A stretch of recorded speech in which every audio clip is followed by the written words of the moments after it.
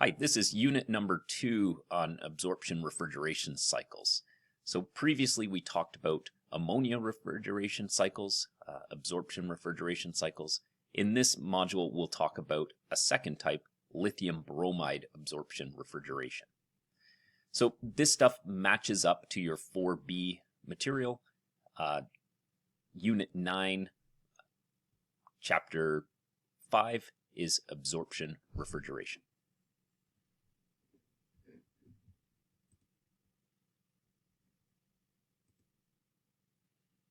So lithium bromide, LiBr, absorption refrigeration.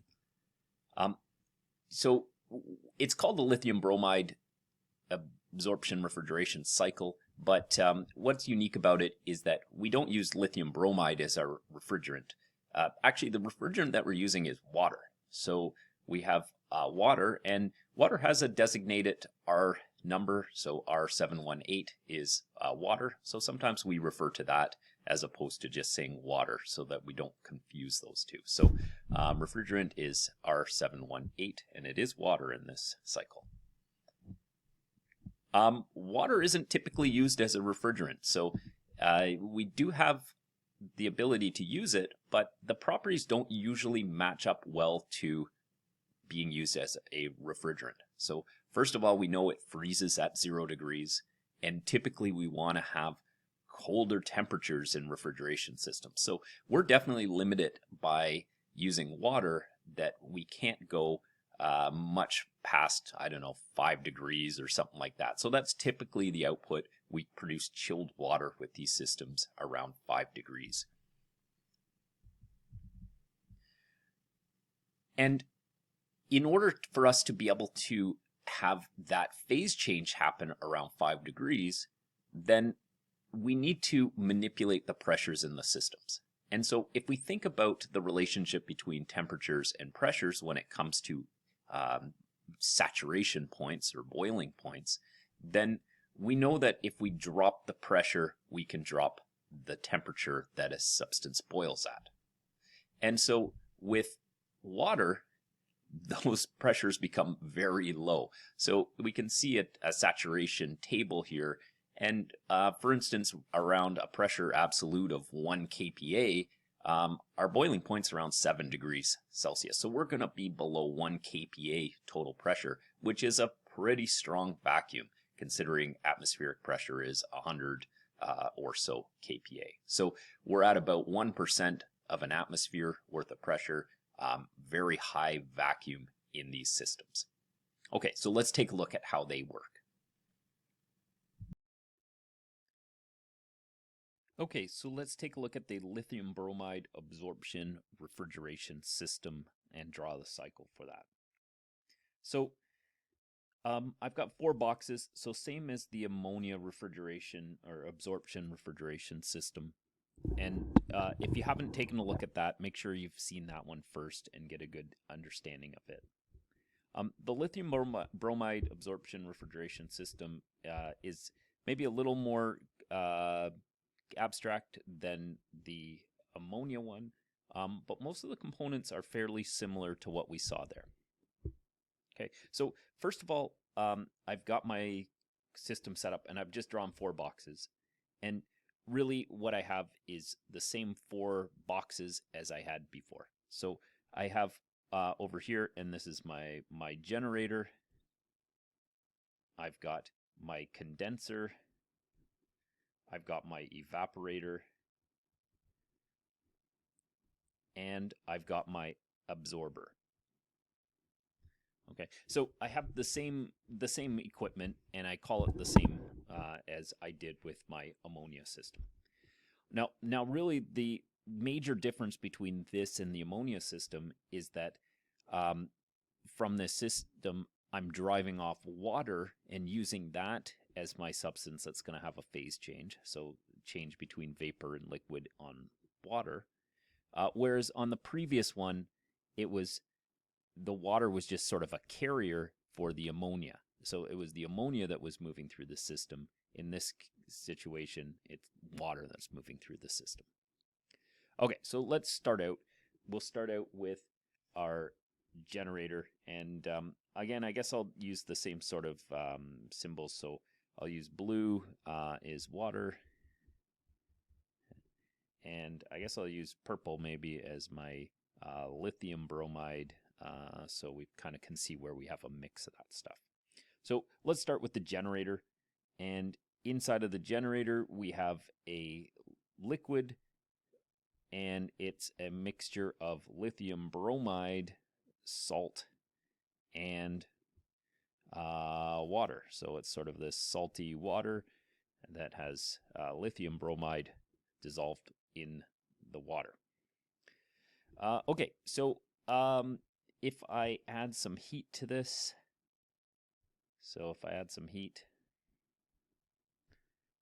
then what's going to happen is some of the water is going to be able to leave as a vapor. And that water then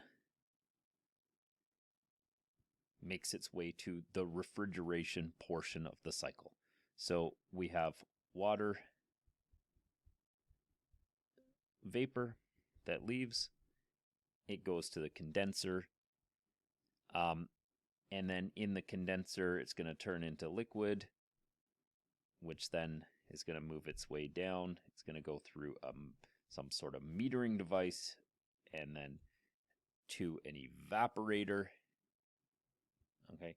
And so we kind of have the same sort of starting point for this.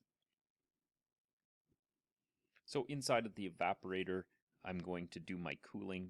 Okay, and so this is really where I'm going to probably create my chilled water. Okay, so this is where I'm going to create my chilled water, and that's going to be created at, I don't know, let's say 5 degrees Celsius or something like that. Okay, so we have a fairly moderate temperature in terms of refrigeration systems, because we don't want the water to freeze. So we're limited by how low we can get. Okay, so when that water comes into my evaporator, typically what I'm going to have is, it's going to drip down and across this evaporator coil.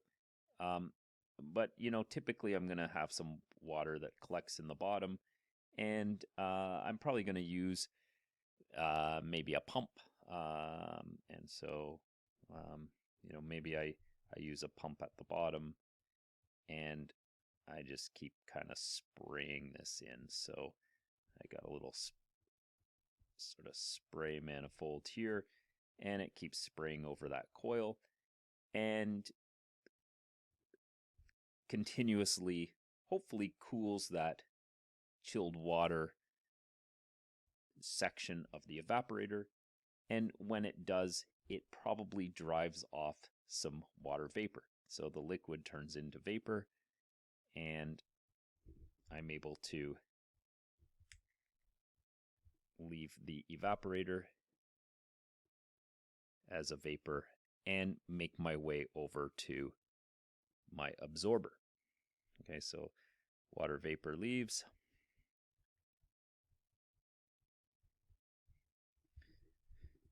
And makes its way across to the absorber.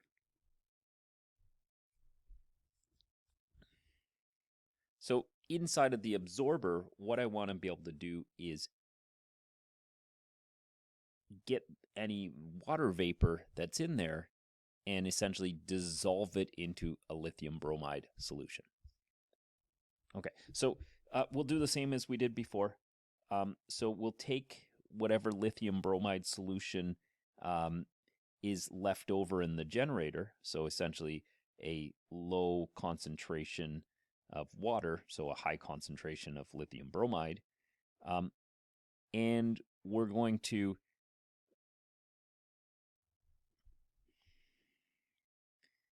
allow it to move down to the absorber. Okay, and I guess it's going to collect in the bottom of the absorber, and we have a mixture of some water and lithium bromide down there. In order for us to be able to absorb any of the vapor that's making its way across, Okay, so we got some vapor that's coming in there.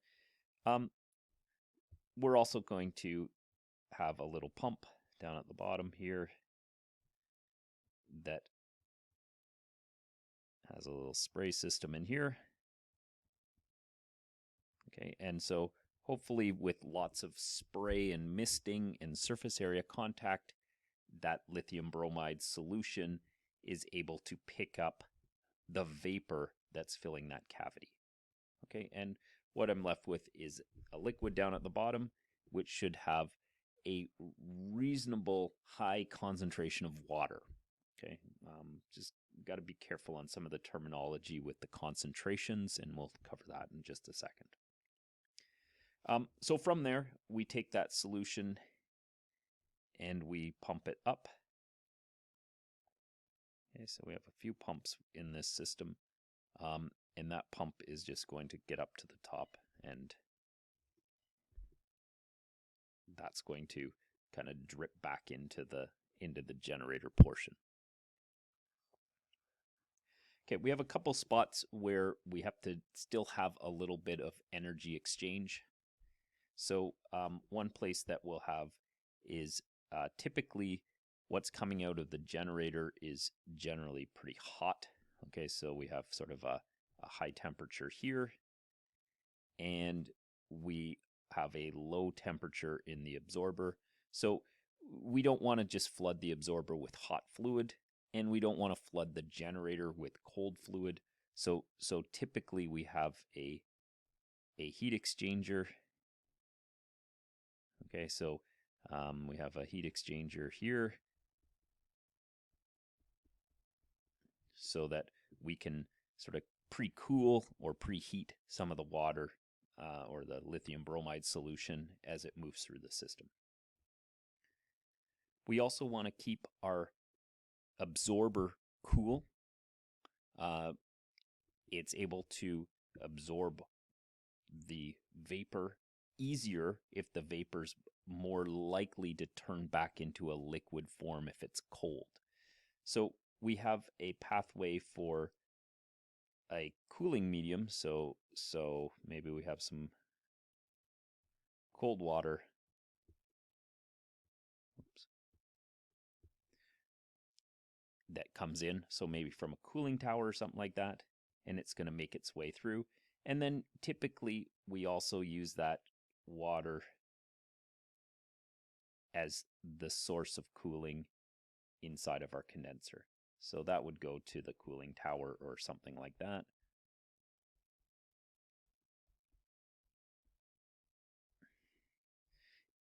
And we then have that same pathway for heat to leave our system.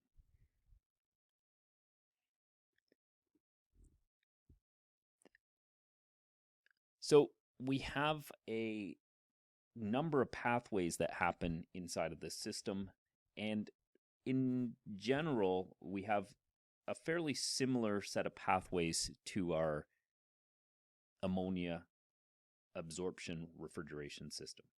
Okay.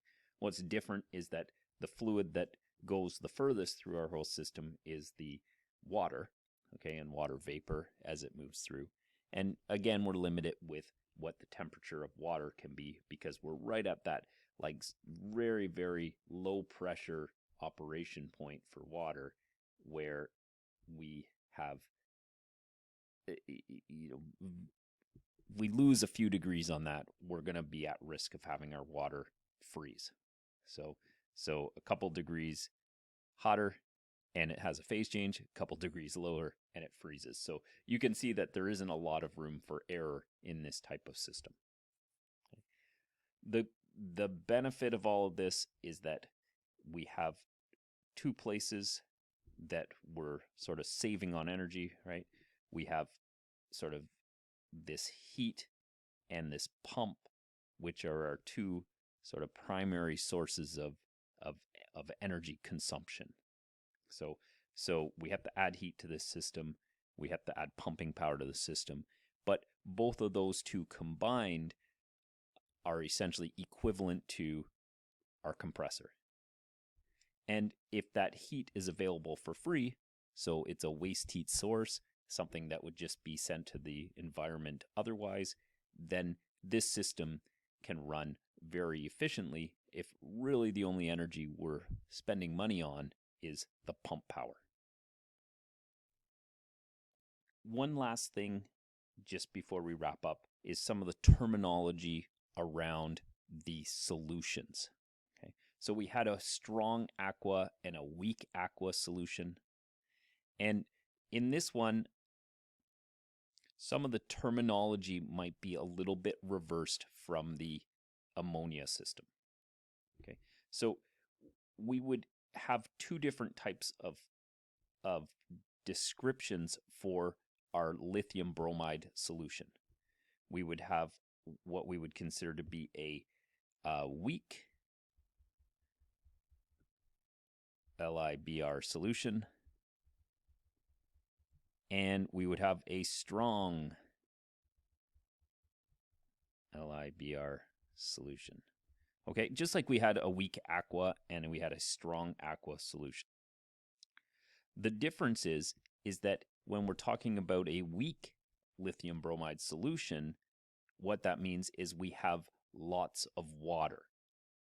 And water is what we're considering in this lithium bromide solution cycle. So where do we have the most water in our solution? Well, we have that down in our absorber. Okay, so at our absorber is where we have the most water, which is a good thing, but that means that it's a weak lithium bromide solution.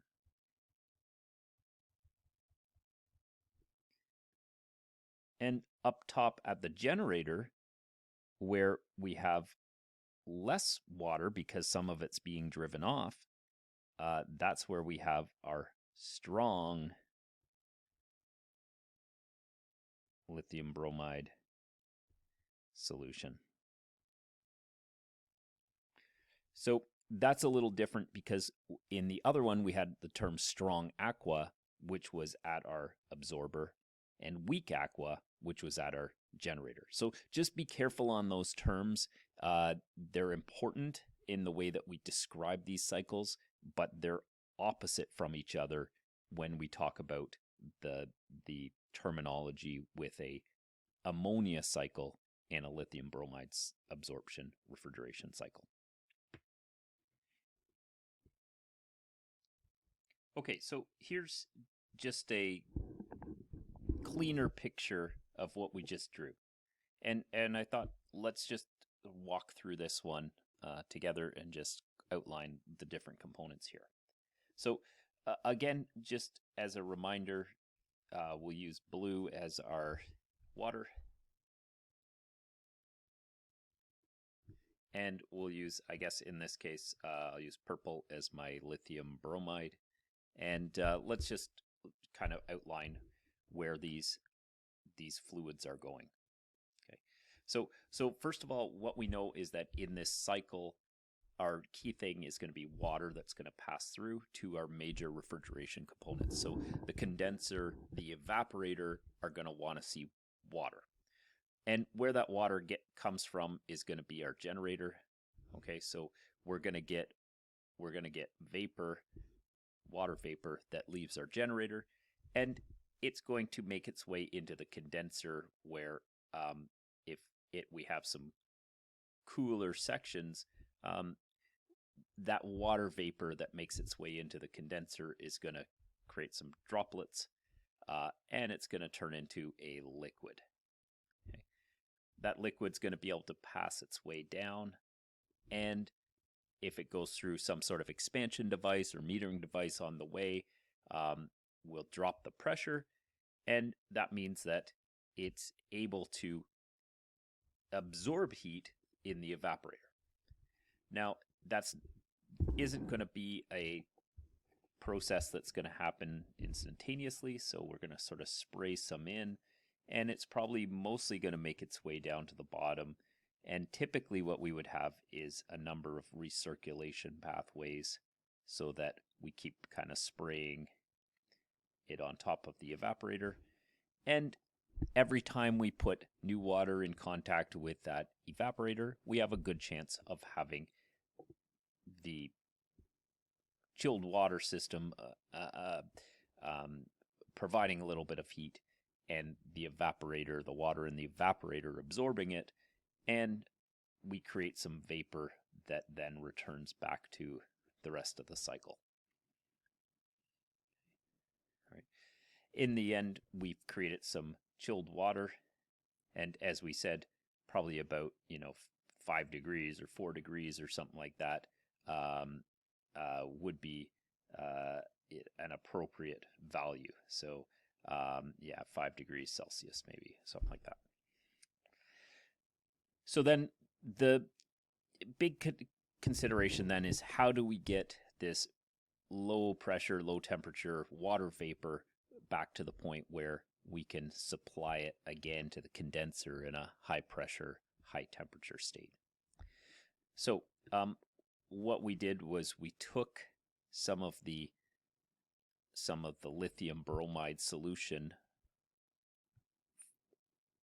that has now kind of given up its water up here, or given up the water up here.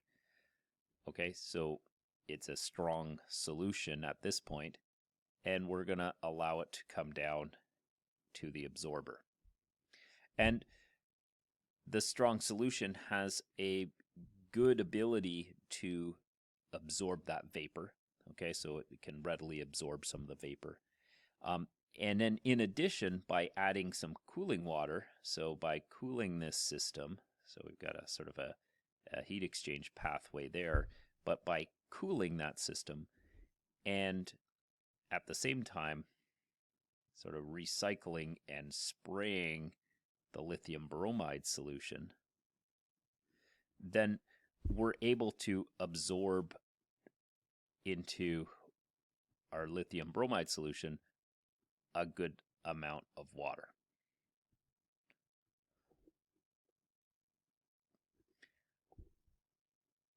That water then gets pumped up.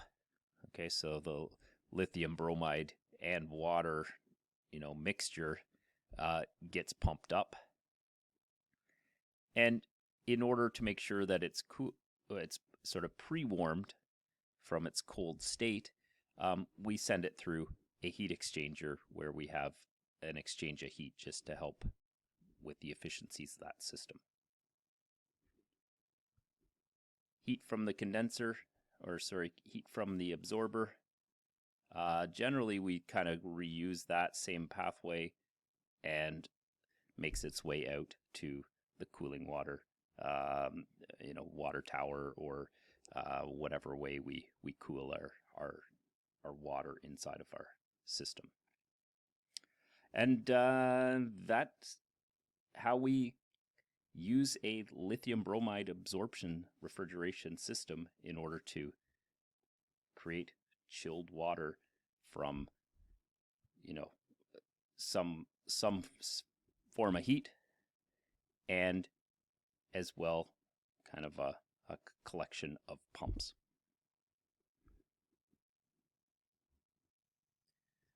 Okay, so let's take a look at another style of lithium bromide absorption refrigeration. This one has 2 vessels as opposed to the last one that had 4 vessels. And one of the reasons why we have 2 vessels is that we're able to combine the higher pressure components and the lower pressure components into a single vessel. And we might want to do this because these things operate under such low pressures, a high vacuum, that mechanically it makes sense to minimize the number of pressure vessels that we have in our system. And especially if they're all operating at the same pressures, then we can combine systems together. So we have 2 different systems. We have the upper vessel, which we'd consider to be our high pressure, and then we have the lower vessel, which we'd consider to be operating at our lower pressure. Now, as I said, they're both under vacuum, so they're both low pressure absolute. However, the upper vessel is a higher pressure than the lower vessel. So if we think about the components that are inside of a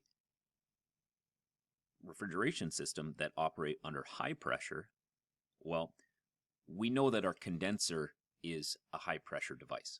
So that is going to be up in our upper vessel. Our lower vessel is going to have our evaporator, so it operates under a lower pressure. So we've got our condenser and our evaporator, so now we need to figure out where do our generator and our absorber, where are they positioned? So our generator has to have heat added to it in order to have vapor leave. So it's going to be in the high temperature or the high pressure side. So we have our condenser and our generator combined together. And then down at the bottom, we have our evaporator and our absorber that are matched together. Okay, let's take a look at how this device works. So let's start out with our generator, which is up here, and it has some lithium bromide and water solution inside of it. Okay.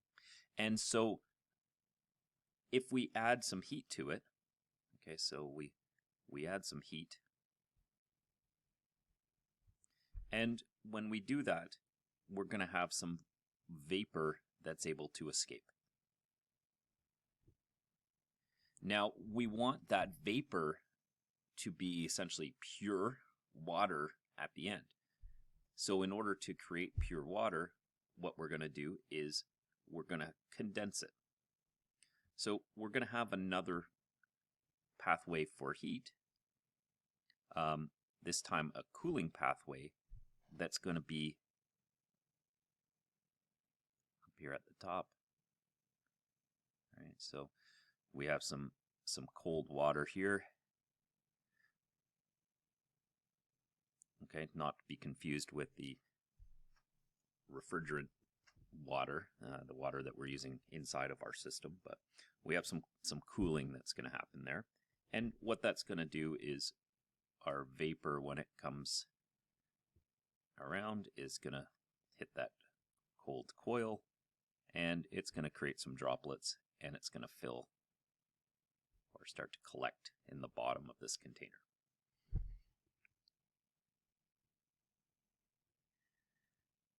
Okay, so we now have some water in a liquid form that we've created, and we're going to move that down to our lower vessel.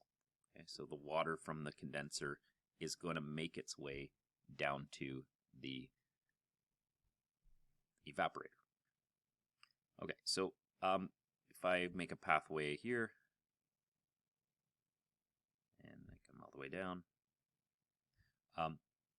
and I'm just going to dump this water into this vessel, and it's going to collect at the bottom.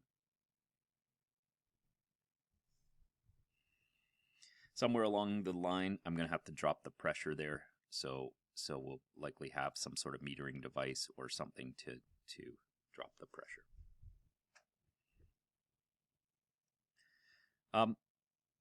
The evaporator is where I do my cooling for my process, so that's where I achieve my cooling or my chilled water.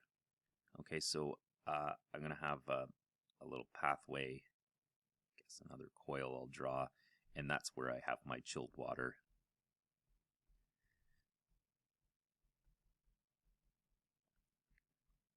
That comes out of the system. So that's my sort of my benefit of this whole system, is creating that chilled water.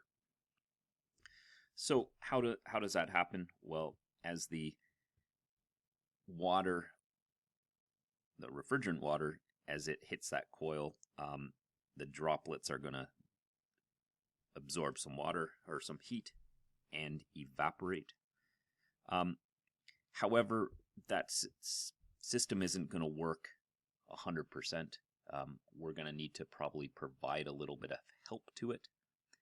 And so typically what we might add in would be a little circulation pump. so that we keep sort of recirculating and spraying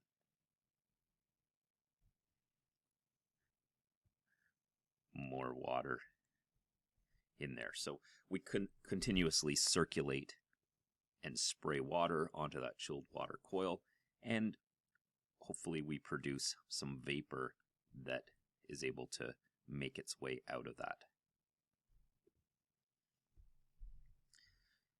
So once we have all that vapor now, what we want to do is absorb it back into our lithium solution.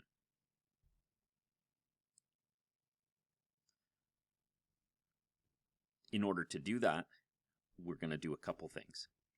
So one thing that we can do is if we add in some cold water, so another heat sort of loop here. And just like we had up at the condenser, if some of that vapor makes its way down and hits the loop, it's going to tend to form some droplets and drip down into the lithium bromide solution. And in order to accelerate as well the absorption of that vapor, we may add in another recirculation pathway. So we've got a little pathway up and across here, and we spray down some of our lithium bromide solution, and we hope that that also is going to pick up some of the water vapor as it goes through.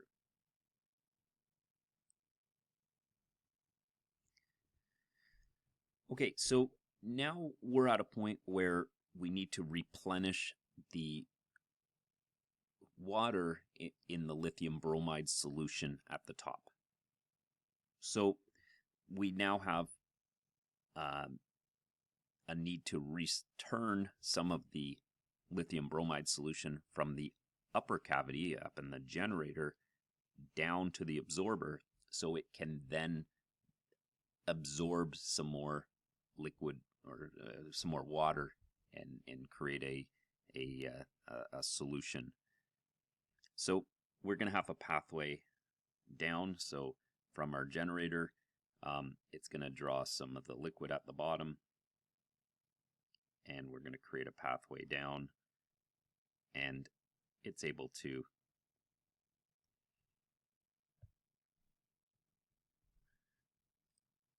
drip down into that lower vessel. In addition, we're going to take a pathway from the absorber, and we're going to have that move up to the upper vessel. Now, because it's at a higher pressure level, we'll need to have a pump in place to move that up. And it's going to make its way up and be able to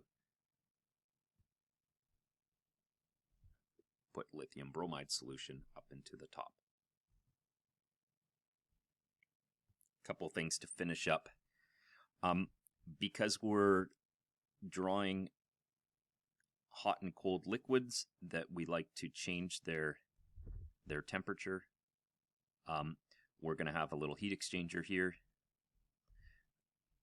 so that we can cool one stream while heating the other. So we're going to move heat from one stream to the other on that pathway. And as well, we typically have our coldest water in here, and then it warms up a little bit, but it's still cool enough that we connect to our condenser, and then that's going to go to our cooling tower.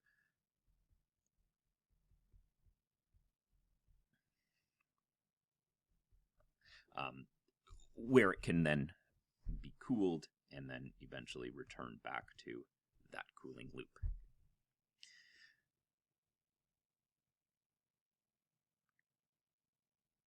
So we've worked through this pathway. It becomes fairly complicated with the different paths and their function and the recirculations that happen inside of this system.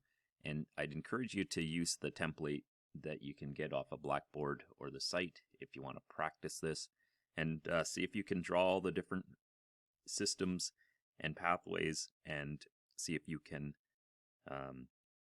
duplicate what I've done.